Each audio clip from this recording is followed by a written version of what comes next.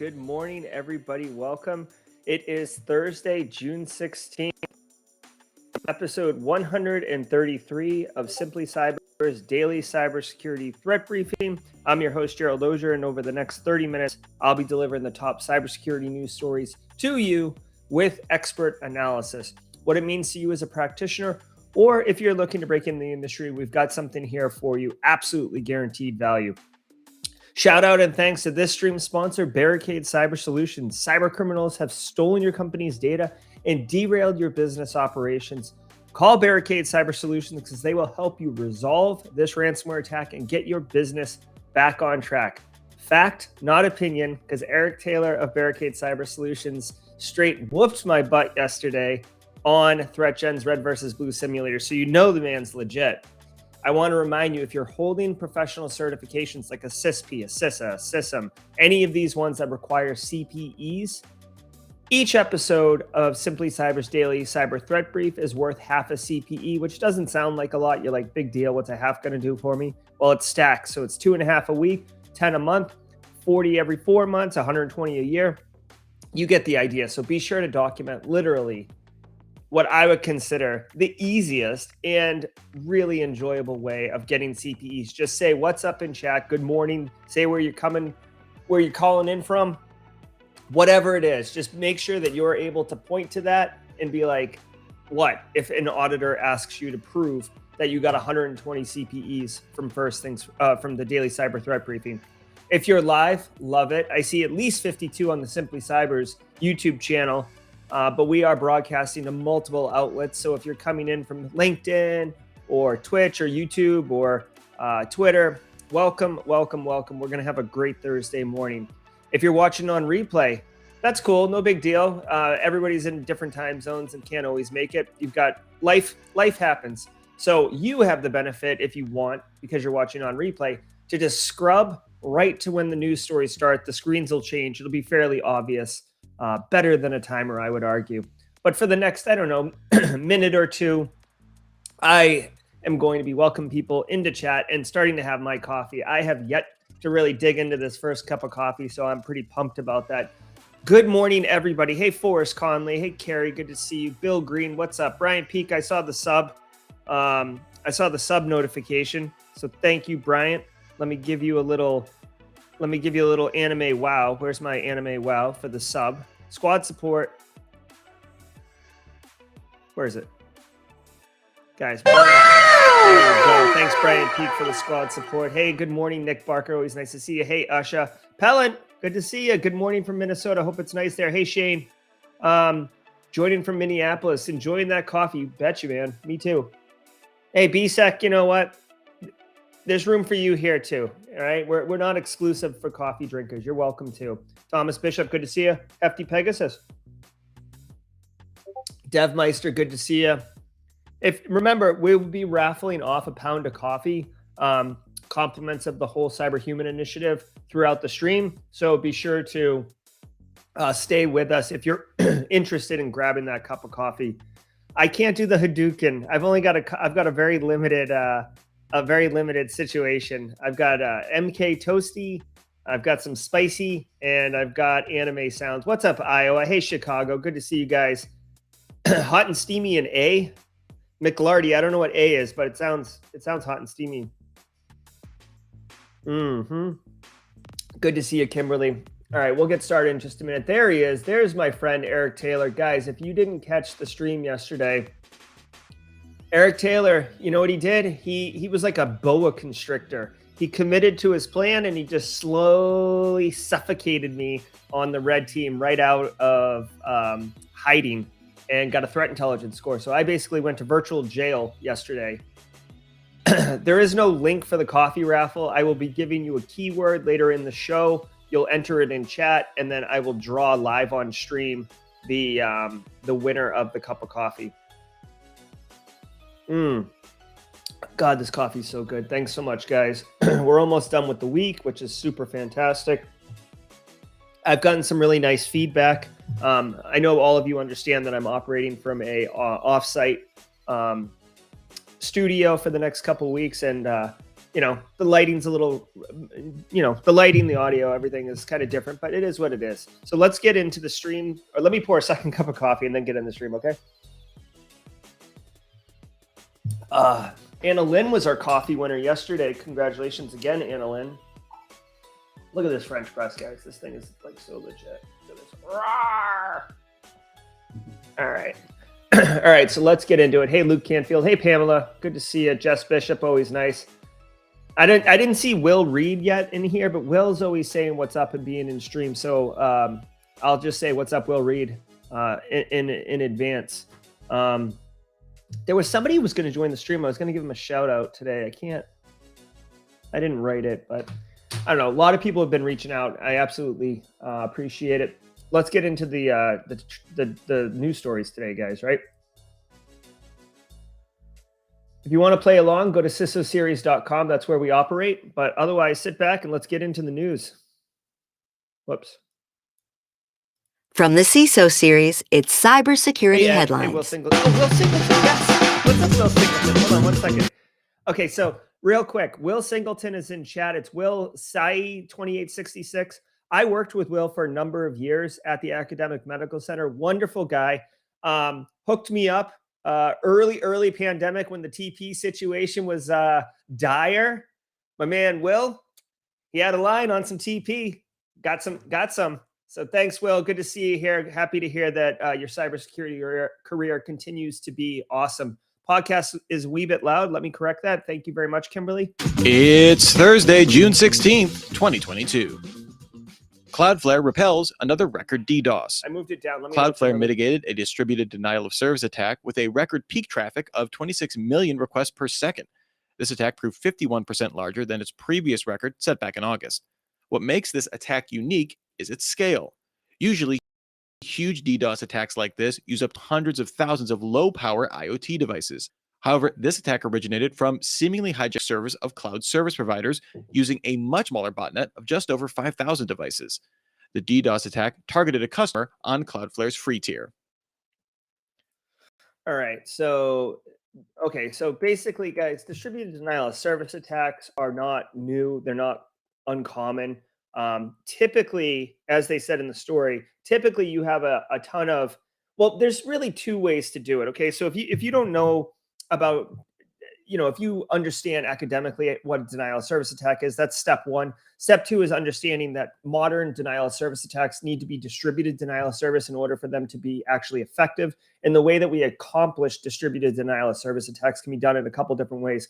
The common one that most people think of is a host of compromised botnet, right? Like IoT devices, Mirai infected devices, Nest thermostats, stupid little IoT devices, right? So all of these compromised things, and then you point them. So you have an army. So it's easy to get that traffic up. Another one, and this is actually the more pro way of doing distributed denial of service attack, is like amplification reflection type attacks, where you basically ping with a query some type of like memcache server or the CDN networks servers, like these servers that are designed to push traffic out to the internet, and you query them, and then you change the source IP as your victim, and then everybody just kind of like hammers that. So you basically weaponize those things. Of course, you can configure these victim devices not to do that. What's interesting here is that Cloudflare said that this was actually taking advantage of some cloud-based servers. The one thing I didn't understand, I mean, clearly this happened right here. That this was 26 million requests per second. But what I don't understand is how they got the pipes, the network pipes, the bandwidth for each of these only 6,000 devices to get so large to be able to push as hard as it did. So I don't know. It is interesting. Again, the threat actors, like the distributed denial of service, it's only effective as long as you're doing it. So it's typically a very point in time thing. You're either doing it to knock someone over for a specific reason, or it's a time-based attack where you're like, okay, like a good example would be like, okay, so this stock is going to open up IPO for trading at 8 a.m. on June 17th. So then like somebody pushes a denial of service attack against like a major, hedge fund or a major investment bank or something like that. And even then, it's like you can't target one specific thing because you have to be able to hit it from the internet. So, anyways, this is Cloudflare. I don't know. I always find these things as just like trivially interesting because you could see it only lasted for 10 seconds. You know what I mean? So maybe this was someone flexing, trying out a super weapon to see how it worked, kind of like a beta test, if you will. It can be effective to knock a system over, but it's, the grand scheme of what we're dealing with attacks, it's not that bad. Cloudflare is a boss, though. I will say they are very, very good at repelling and handling denial of service attacks. One final thing I'll say, I personally use Quad 9s, but Cloudflare does have a decent free DNS resolver service. If you're interested in not using your ISP for DNS resolution, because you're, Comcast, Verizon, whatever, they'll just do DNS resolution. They don't care if you're resolving a C2 infrastructure or some malicious website or something like that. Cloudflare actually has a pretty good one. So if you replace your DNS resolver, which is a little bit more technical, it's not super complicated, but you can actually get some additional security functionality, whitelisting, kind of wildfire threat intelligence, where they're dynamically blocking IPs and stuff like that, or domain names. So I'll just throw that in as an extra. Africa's largest supermarket chain hit with ransomware. Last week, ShopRite informed customers in Eswatini, Namibia, and Zambia that personal information may have been exposed in a cyber attack. The chain operates almost 3,000 stores across 12 countries in Africa with 149,000 workers. ShopRite maintains the attack exposed no financial information. This week, the ransomware gang Ransom House took credit for the attack, posting a 600 gigabyte data dump sample to prove intent. Ransom House said ShopRite kept customer data in plain text, making exfiltration even easier. The group typically attempts to sell stolen data to other cyber criminals if a ransom isn't paid. If no one pays for it, they publish it for free. ShopRite does not appear to have operations impacted as a result of the attack. All right. So just another ransomware victim. They went after a large grocery store chain in Africa. Could have been anyone. If you think about it, not a really great victim to choose. If I had to speculate, or I'm going to speculate, I guess that's part of what this show's about. If I'm going to speculate, they compromised a machine. Like it was like a spray and pray, right? So like threat actors just kind of send out a bunch of malicious stuff, or it's a watering hole tactic. And they got someone at ShopRite, and then they figured out that this is a large organization. We've got our talons into them. Let's just ransomware them. Why not? We've got the capabilities. This is not a great victim, right? Like, obviously they have to be able to take credit cards, typically make transactions, but it's a supply chain thing, right? They get product and they sell product. So I guess the ransomware could screw up like supply chain of like which store gets which, product and supplies, and then maybe the back end financial and accounting. But for the most part, this isn't like a super technical business model. So it looks like ShopRite may or may not be paying them.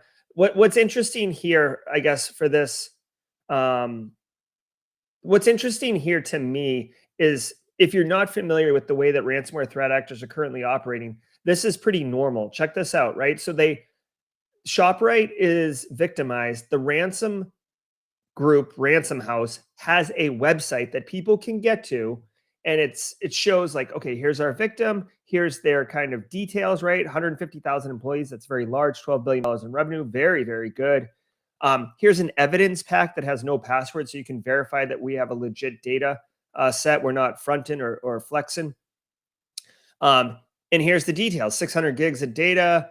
Here's some evidence, how many people have looked at it, like to kind of drive up the anxiety of wanting to either buy it if you're ShopRite, because people are looking at it, or if you're going to buy it for yourself, how many people are interested. It's a very perverse, basic economical concept of supply and demand, where you're like, we have this product, who wants to buy it? Let's put it essentially in the display case in the front window for people walking by on the street to take a look at.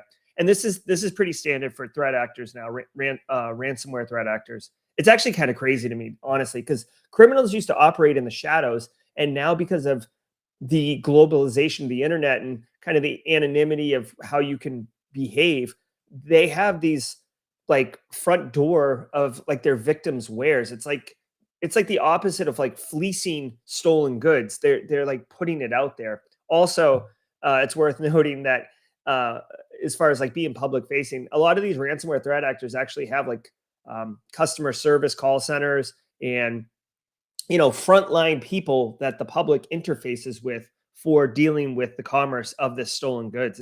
It's kind of bizarre if you actually think about it. Resurgence in travel not ignored by threat actors.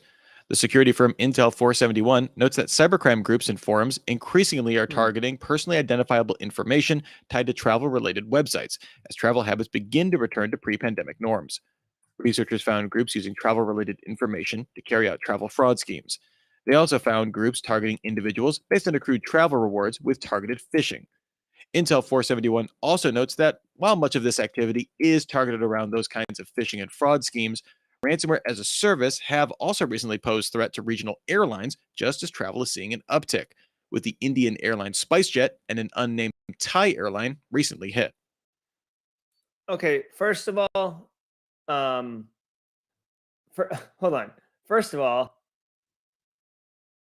SpiceJet, that's an airline in India. SpiceJet, that's awesome. Like I want to fly on SpiceJet. That sounds really cool. Like I don't know. Like kudos to whoever worked in the marketing department and came up with that particular name. Okay, so this is an opportunity for professionals to take advantage of this. Like I'm always looking for opportunities to be able to convey. You guys know I'm like huge on security awareness. I actually think if done correctly, you can have a major impact on both modifying end user behavior and reducing the risk to your organization. Okay.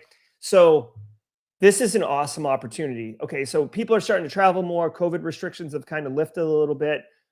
People want to travel because they've been cooped up and locked up for a couple of years.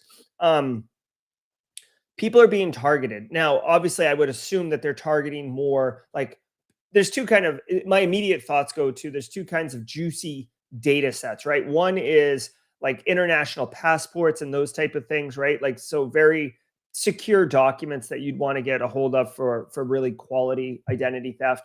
And then the second would be like your double diamond platinum gold plated members, right? The people who are traveling all the time for business and have like a million airline miles where you could fly anywhere.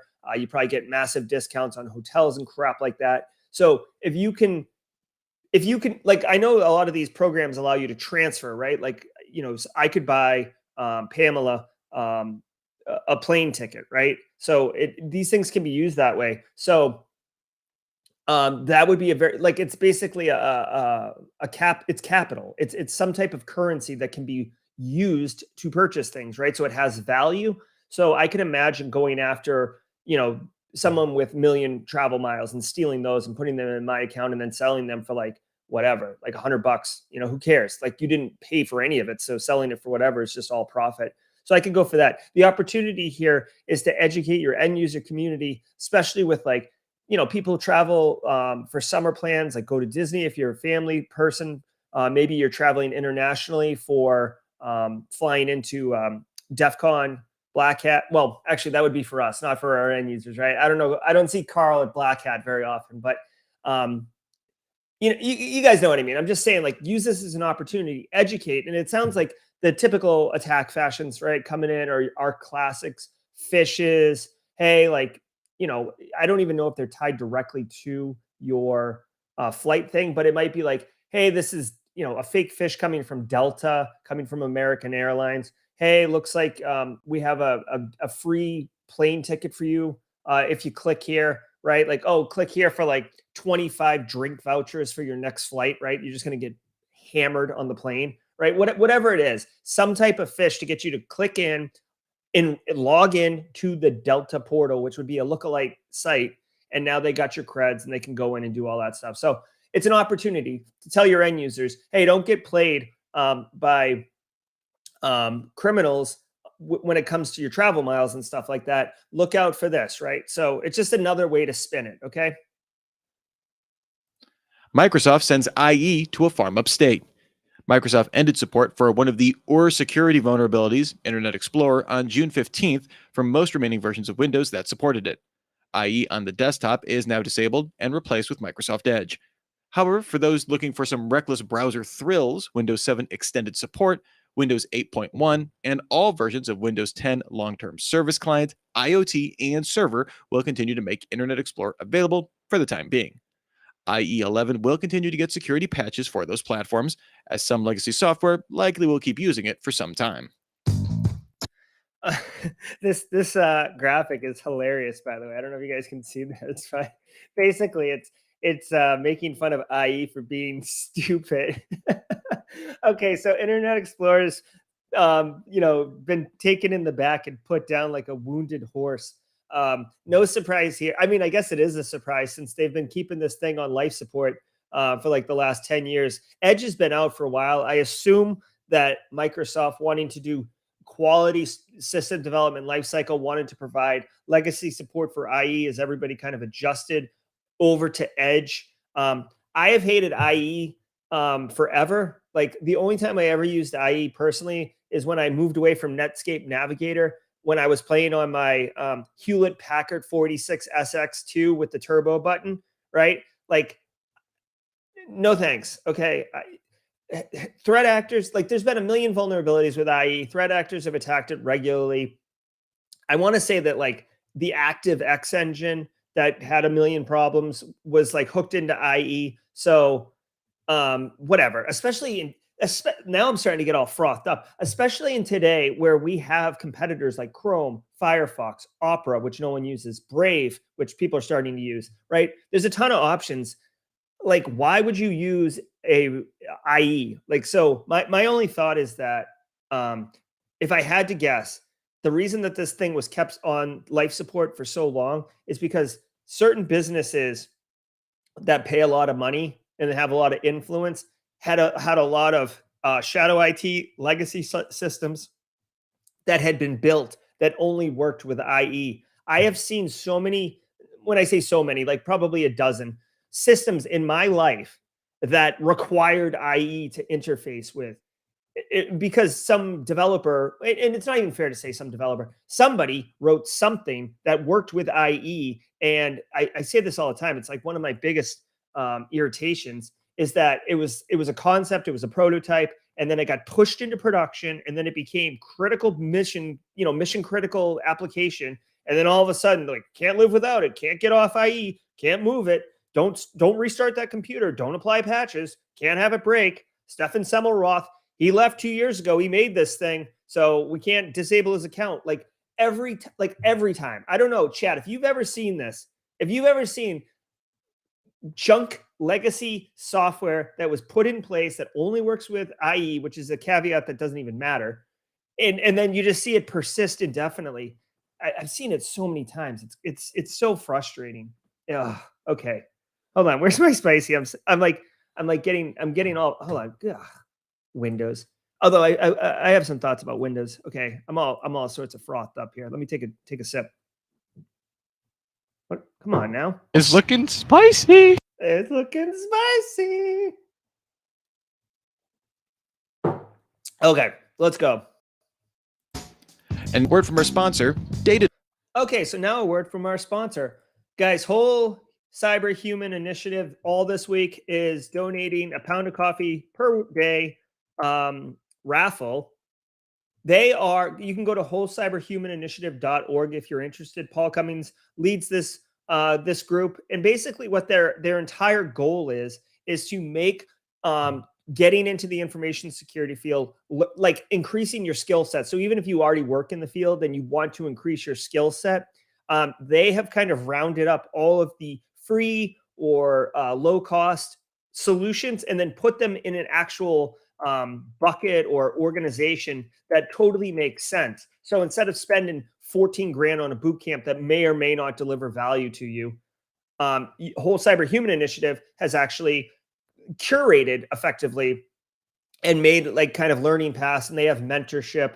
which I know a lot of people ask for. That's one thing that Simply Cyber provides in a community way, but doesn't provide direct one-to-one mentoring all the time. That's something that Whole Cyber Human Initiative does. So go check out their site. It's a nonprofit, so this isn't like a wolf in sheep's clothing. They've got a great mission, and much love to Paul Cummings. I'm more than happy to be associated with them. You can see Simply Cyber's logo right there as one of the partners. We've made the top tier, win-win. So I really appreciate their mission and what they're doing. So let's drop the keyword for today's raffle. The keyword is spicy.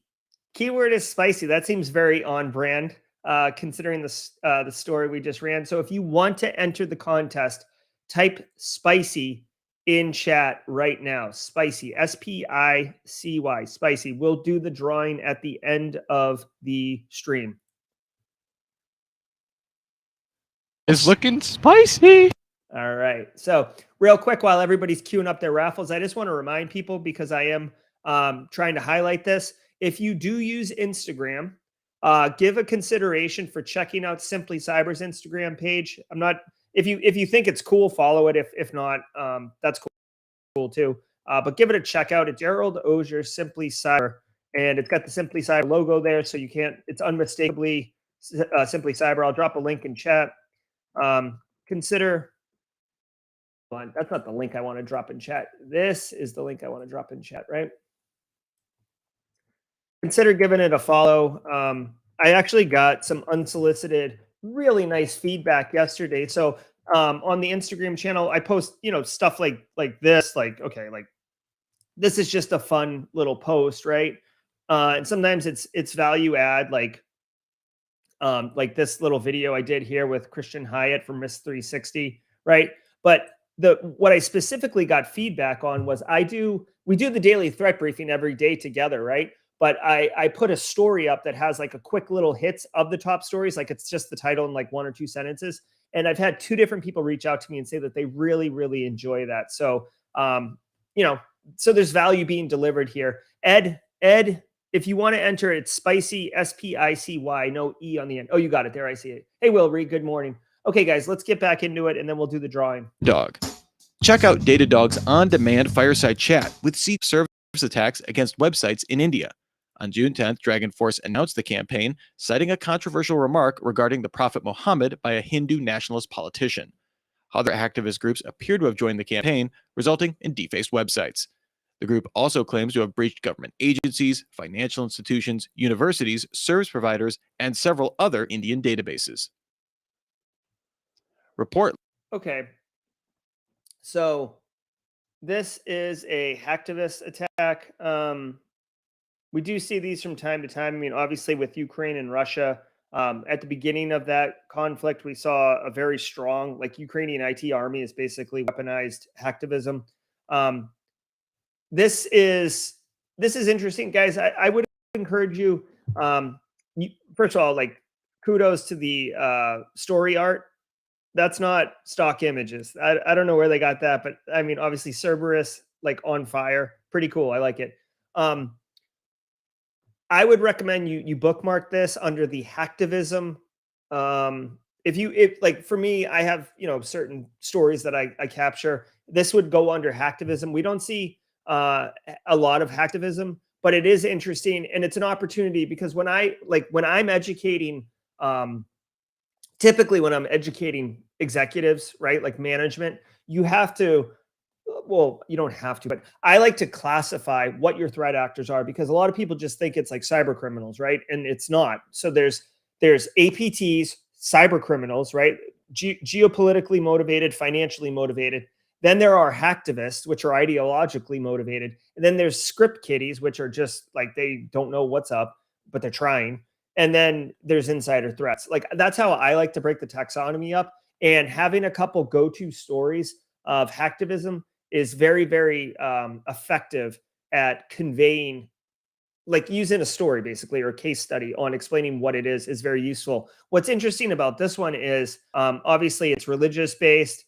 In this hacktivist group in Malaysia, it says here that they're indiscriminately scanning, defacing, and launching denial of service attacks against numerous sites in India.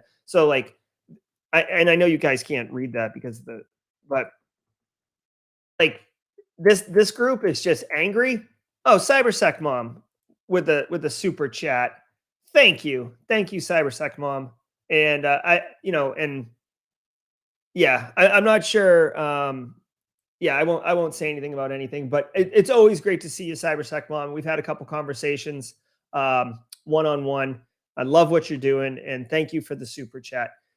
As far as this group goes, like anyone could be a victim, right? They're just angry. They're just lashing out. This group is not, they're not organized, right? They're just attacking, right? And you can get access to tools all the time. You can get access to tools and do stuff. So I wouldn't worry about this. Like if you're, like unless you're in India right now and you run a business that depends on a website or whatever, you're probably not really in any trouble. So just bookmark this as a hacktivist story and move on. Looks at the state of Google Play malware. Security researchers at Dr. Web released the report. They found that adware and data stealing Trojans were the most prominent Android threats in May 2022.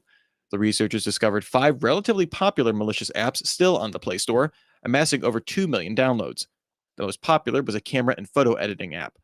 Bleeping Computer contacted Google about the apps to verify if they had been resubmitted any malicious code. A survey of recent user reviews show this likely hasn't occurred yet. This comes as researchers at Cybele also recently found the Hydra banking Trojan on the Google Play Store. It's unclear how the apps got past Google's security screenings. Okay, a couple things here. One, Android. Guys, I'm an iPhone user, right? I'm gonna keep my bias out of this. But the walled garden that is the App Store kind of avoids these things. Okay, I'm just gonna say that to start with. Now, what is interesting is the Google Play Store. This analysis found that there's still a bunch of malware out there, no big deal, and it's mostly adware and banking Trojans, right? So the focus is, obviously financial gain. What I would do is, if I were you, or if I'm me, I know a couple of my users that I'm responsible for are Android users. We get into regular green bubble, blue bubble arguments at team meetings and stuff like that. Here's the call to action for y'all that I would say. Okay, one, everybody knows that Android has malware in the Google Play Store, so I don't think that that's the story. I think the story here is this story had this particular report right here has listed the 1, 2, 3, 4, 5 pieces of known malware that are still available in the store. And I want to point out, these are the actual apps, right? And these are probably Trojans, meaning that they actually do the camera photo editor app, right? They probably do this service, but at the same time, they're stealing your banking credentials or doing key logging or something like that. And that's a classic Trojan software. It does what it says it does, but it also does something else that you don't know about. I would not think twice about this one, right? Look at how professional these things look. 1 million downloads. In my mind, and I'm being honest with you and with myself, in my mind, number of downloads is one of the criteria that I look at when I'm determining legitimacy, right? Oh, it's got 1 million downloads. Like if it was malware, it would have got caught already, right? Like 1 million people, it would have cropped up. So this is probably fine. I would download any one of these 3 and not think twice about it. It looks totally legit, right? There's no misspelling. There's no janky pictures or text or anything. So the call to action, I would argue, is go to this story. Hopefully mods have dropped it in chat. Grab these 5 apps and send it out to your end users and say, hey, we have credible evidence with high confidence that these 5 apps are malware. Check to see if you've installed them, because over 1 million people have installed all of them. And if you have, delete them immediately. Like, A, you're protecting your end users with an immediate threat. 2, you're educating them that malware exists in the Google Play Store and it can be 1 million downloads, right? And 3, it's an opportunity to just engage your end users and be able to, put a your local neighborhood Spider-Man kind of like helpful persona with the cybersecurity office, right? Like high touch should be kind of something you're going for in the InfoSec office with the business, because if you're delivering value all the time, when you come to them with an ask, it seems much more reciprocal than you just coming to them to tell them that like you can't have that on the network. Like take that webcam off, Carl, or you can't install that, or you can't use that remote access. Like these are all legit requests. Like you can't do this, Carl. Like stop it.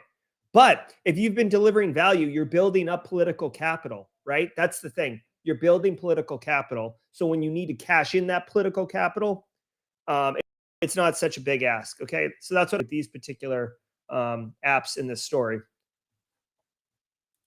Senators propose Health and Location Protection Act. Senator Elizabeth Warren announced the bill, which would bar data brokers from selling or transferring location data and health data, and in its current form, presents very few exemptions or limitations. The bill would allow the FTC, attorneys general, and individuals to sue data brokers that violated the law. It's unclear what path this bill has to becoming law, as it currently lacks bipartisan support. New exploit hits. All right. So give me a second because there's a ton to this story.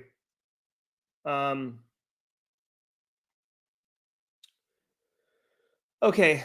So we have seen an increase in privacy, right? Like we just saw, yeah, I mean, yesterday there was a story about how Firefox is starting to incorporate by default kind of this no cookie tracking thing, which is like where you are online, not where you are physically.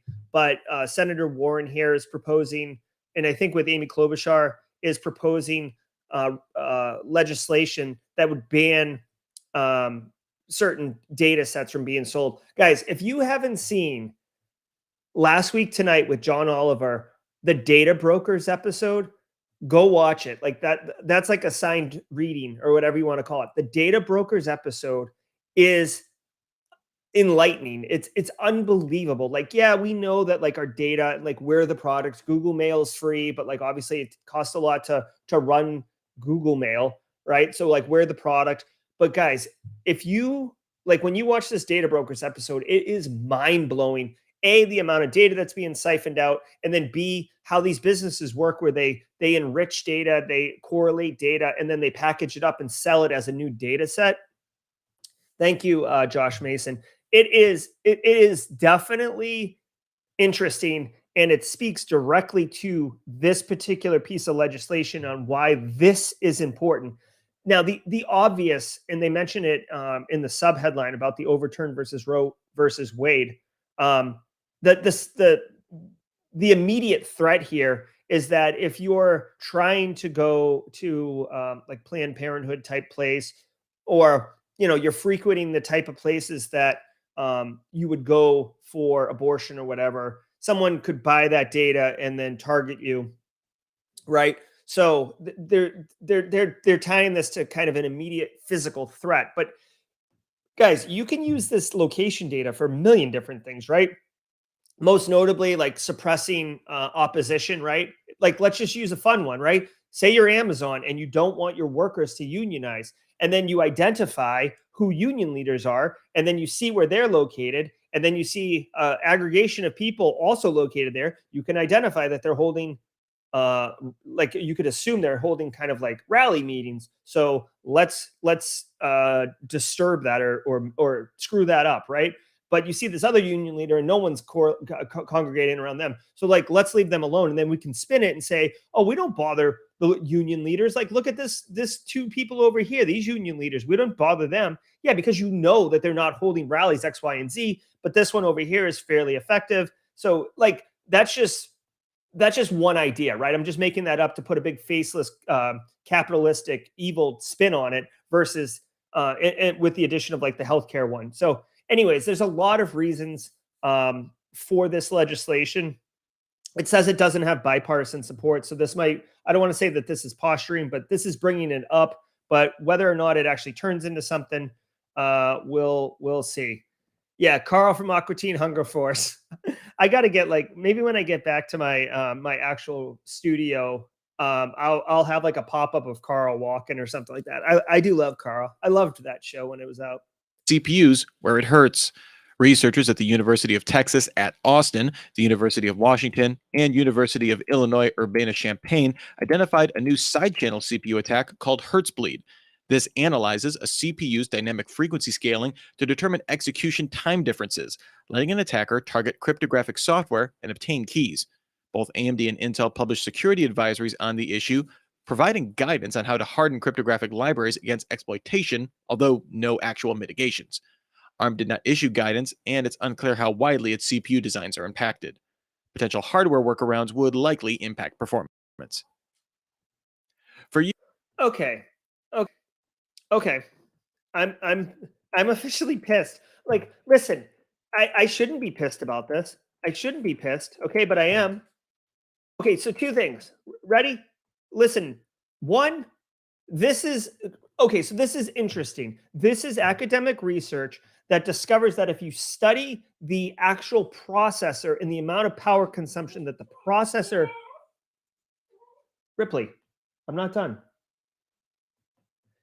If you look at the processor and you see how much power it's pulling, you can begin to analyze it. And then using a side channel attack, which means side channel just means you're observing, right? A side channel attack, you can kind of extract cryptographic keys, like basically how encryption is happening, right? And if you get the cryptographic keys, then obviously you can decrypt it. And now you've got a compromise in confidentiality and potentially integrity because you could modify it and then re-encrypt it. Okay, so let's put that to the side.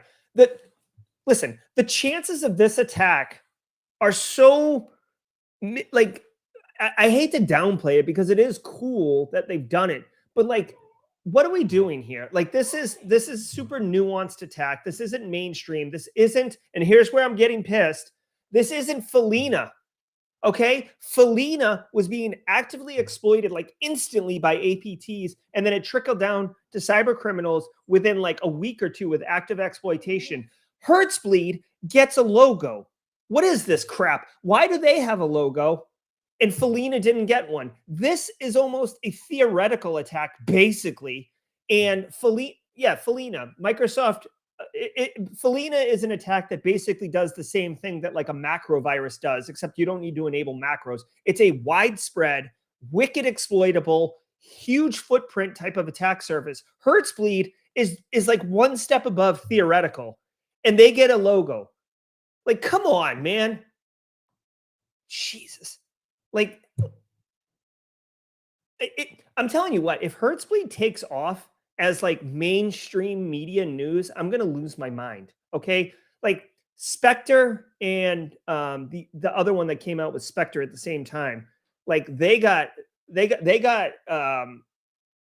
massive press and everything, and that was also like a side channel attack. It ended up being that people had to like nerf their own processor in order to make sure that actually Spectre wasn't a side channel attack, but anyways, you could pull something out of the L2 cache and be able to like eavesdrop on data. But the thing is, it was like not practical in attack. We have so many practical attacks out there that we're defending from, and this thing gets a logo. I mean, come on. It's looking spicy. Years we've been referring to protection as a cat and mouse game. The crooks come up with. All right, so that's gonna do it. I'm like sweating to be. Yeah, okay, so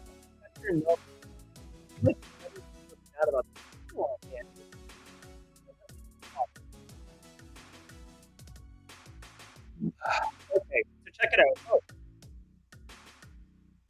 I want to give you guys shout out really quick. First of all, Squad, thank you. I see that. Alpha, thank you. Matthew and Michael Torres, new member. Alpha, let's get some anime wow up in here. Thank you so much for the support, guys. And Michael Torres, Matthew Netchi, if you don't have the squad role on Discord server, DM me and I'll make sure that you get that squad role. That's part of the alpha tier membership. Guys, later today, I'm super pumped to bring on Eric Taylor, the same Eric Taylor that like absolutely eviscerated me yesterday in ThreatGen's Red versus Blue. He's coming on. He is a legit senior experienced digital forensics incident responder, and he lives every day of his life is the worst day of someone else's life, which sounds totally macabre. But basically, when he gets called, someone like their house is on fire, their business is on fire, and he's the fire department effectively, except digital criminals have ransomware their business and their business is down, and they call Eric. And Eric, you know what? Not all heroes wear capes. That's what I got to say about Eric Taylor. Okay. Not all heroes wear capes. He comes in and helps them, talk to the threat actors, helps them get their data back online, helps them make sure that they've actually fully eliminated the attacker from the environment, a million things, right? So he's going to come on. Not everybody deals with this, right? It's high anxiety. If you haven't dealt with an actual incident, like it doesn't even have to be ransomware, just an incident. If you haven't dealt with that, it's an adrenaline dump.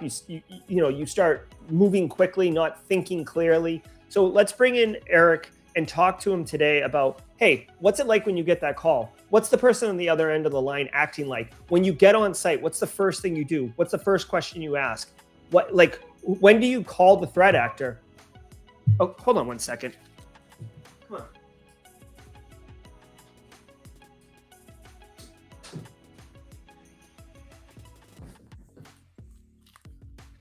Who's the first person you call? And what's some war stories? I mean, the guy's probably got 1,000,001 war stories. So, we're scheduled for an hour. We'll see how it goes. Maybe we boil a little over, but long story short, it's going to be an awesome session and you're going to want to catch it. It will be at 4:30 p.m. Eastern Standard Time today on the Simply Cyber YouTube channel. You can pick us up at a bunch of different outlets. LinkedIn picks us up, Twitter picks us up, but the Simply Cyber YouTube channel is where you want to be because that's where the best chat features are. You could drop the Oprah emote, the Elon emote, the Carl emote, right? All these things. So if you go to simplycyber.io/streamed, I'm putting it in chat right now.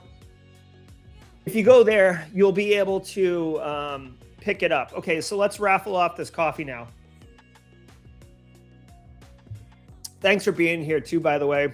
Will Singleton, I hope you're enjoying the stream. This is pretty much standard issue for what we do here. All right, guys, I'm going to draw the raffle. Thanks to Whole Cyber Human Initiative for sponsoring the raffles this week. Here we go, guys. Best of luck to everybody. Rolling. And the winner is none other than one Brian Woods. Congratulations, Brian Woods, on winning the coffee. If you want, go ahead and DM me, Brian, on Discord or connect with Paul Cummings, your choice. Either way, we'll get you that coffee. He has several options, including like hacker. It's like basically dark roast, medium roast, light roast, and decaf, which I don't know who's doing decaf, but in fact, the decaf has kind of a funny name, but I can't remember what it is. All right, guys, congratulations, everybody. Thanks for being here. Our numbers are bumping, right? We're like Matthew McConaughey and Wolf of Wall Street, right? Rookie numbers. Now we're pumping pro numbers here. So really, really appreciate all of you. Guys, that's going to do it for today's threat briefing. Join us tomorrow. Obviously, hit the like button if you got value out of the stream. If you hear, I don't say this every day, but I want to say it today. Like, I'm not one of those YouTube people who are like, hit sub, hit the bell for notification. Listen, if you want to catch the live stream, a lot of people prefer live over replay. If you want to catch live, do hit the bell for notifications because it will literally prompt you. Your phone will be turned off, and then it'll pop up and say, Simply Cyber's live right now. Go join, right? So if you want to catch the live, right? People are busy in the morning. I get it. If you want to catch the live, do hit the bell for notifications because it's literally a mechanism that will basically be like me texting you to tell you that I just went live, right? So there is value in that. So I'm not saying hit the bell so I get better metrics. I'm telling you to hit the bell so you can join us live and take part in all this. I agree with Jess Bishop. Live really is the best. Decaf coffee's like a hooker who just wants to cuddle. Oh boy. Oh my goodness. Okay. Yeah, Joel Belton. Exactly. I'm not like those people who say hit the bell for notifications, but hit the bell for notifications. All right, guys, that's going to do it for today's show. Thanks. Yep. So Outpost Gray does have a show today. I was gonna promote it, but it doesn't seem like it's cybersecurity related. Really quick here, I'll do it though, since Kimberly just mentioned it. This is Outpost Gray, Jack Scott's channel. Jax does really great work. She's a member of the community. And you can see, if you go to Outpost Gray today at 3:30 p.m., she's actually continuing her June Female Voice of Technology and Innovation. It looks like she's having Brigida Rubin, who's an innovator and scientist, and a pretty cool necklace pendant there. And she's an engineer at a startup, Emerges Materials and Science. So if you're interested in technology and innovation, and Jax's stream, Jax's personality is wonderful, and it really comes through in her streams. Definitely come join that.